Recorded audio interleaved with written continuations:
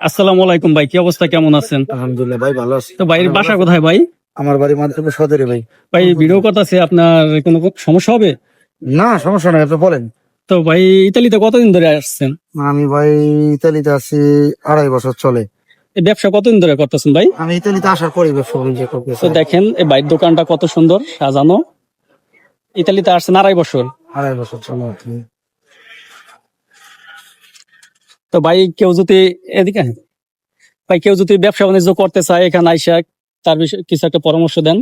ব্যবসা বাণিজ্য ইতালিতে তো আমাদের মাদারীপুরে অনেকেই আইসা ব্যবসা বাণিজ্যতে জড়ায়। আচ্ছা, ইতালিতে ব্যবসার ভালো পজিশন, একটু জোরে বলি। প্লেস। এখানে মোটামুটি ব্যবসা বাণিজ্য করতে হলে আপনার প্রথমত কাগজপাতি ঠিক লাগবে, তারপর হচ্ছে হলো যে মিলানো যে কমিউনি আছে, কমিউনি থেকে হচ্ছে আপনার লাইসেন্স খুলতে হবে, ঠিক আছে।